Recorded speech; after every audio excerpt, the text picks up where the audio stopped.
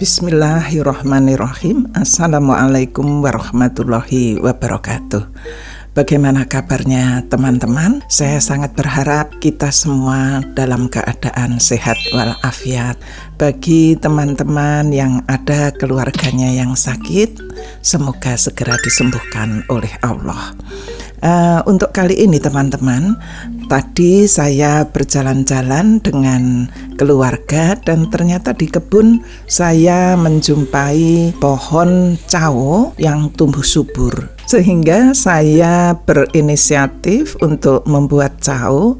Saya membayangkan ketika siang hari cuaca panas, kita minum cao tentunya akan segar. Jadi ini saya memetik daun cao, kemudian saya bawa ke dapur teman-teman. Kemudian saya pilih daun yang bagus, yang tidak dimakan ulet atau dimakan binatang-binatang yang lain. Kemudian satu persatu saya siangi. Setelah itu saya cuci. Jadi di video ini teman-teman tidak melihat ketika saya mencuci, tapi sebenarnya saya mencuci di bawah air mengalir itu sebanyak 3 kali teman-teman. Dan daun per daun itu saya gosok sehingga debu-debu itu betul-betul hilang. Itu menggunakan air mentah teman-teman, itu sampai 3 kali. Kemudian 1 kali, jadi yang keempat saya menggunakan air matang. Kenapa menggunakan air matang? Karena nantinya ketika saya meremas-remas, saya menggunakan air matang teman-teman. Saya meremas-remas daun cao itu agak lama teman-teman, karena daun cao ini kan kaku ya. Jadi kurang lebih 10 menit dengan kekuatan yang sangat kuat ya, sangat besar. Dan kalau bisa sih sebelum diremas teman-teman sebaiknya menyobek-nyobek dulu ya. Tadi saya lupa untuk mengatakan itu. Kemudian kita siapkan saringan kasar seperti yang ada di video saya. Kemudian setelah semuanya tersaring secara kasar, maka kita siapkan saringan yang halus. Nah, ini teman-teman, tujuannya apa? Yang pertama untuk mempercepat proses penyaringan, yang kedua untuk menghilangkan buih. Nah, ini nanti teman-teman bisa bandingkan kalau hanya menggunakan saringan satu itu akan berbuih. Nah, jadi di sini kental sekali ya teman-teman. Setelah tersaring, maka hasil saringan ini kita diamkan.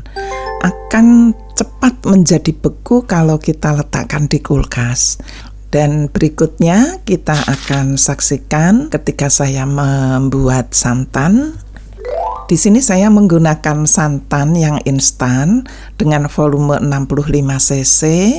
Kemudian saya tambahkan dengan 200 cc air masak ya, air matang ya. Ini airnya hangat-hangat ya untuk memudahkan pencampuran. Kemudian saya tambahkan sedikit garam.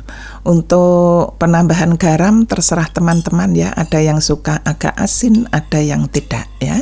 Kemudian yang berikutnya saya akan membuat gula cair. Gula cair ini saya menggunakan 2 gula kelapa, kemudian saya tambahkan juga dengan 200 cc air, bisa ditambahkan sesuai dengan selera, pengen yang kental atau yang encer. Kemudian jangan lupa teman-teman, gula merah setelah cair semua harus kita saring ya, karena banyak sekali kotoran yang ada di dalamnya. Nah, kemudian ini setelah kita diamkan di dalam kulkas, dalam waktu 1 jam saja kita sudah dapatkan jelly yang beku yang bagus sekali. Coba perhatikan, begitu cantik ya, tidak ada buih di dalamnya dan bisa dipotong dengan mudah ya. Jadi tidak cair ya.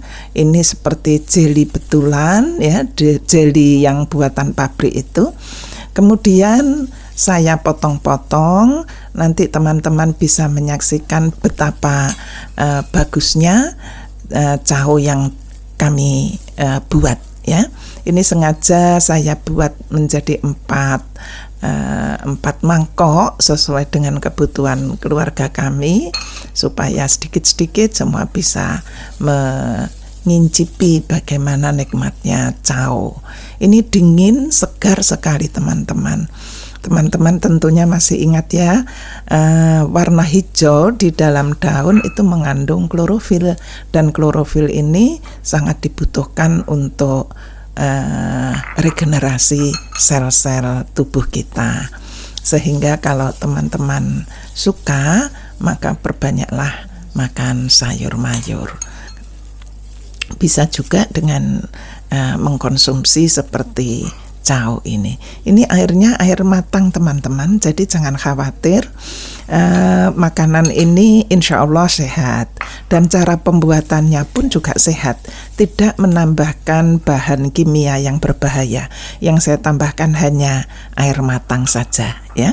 Kalau di tempat lain mungkin teman-teman akan mengamati cara pembuatan cao yang bervariasi ya, diberikan bahan-bahan yang macam-macam itu ya. Kalau ini tidak ya, dan rasanya lezat, tidak ada rasa langu ya, kalau bahasa Jawanya itu langu, itu tidak.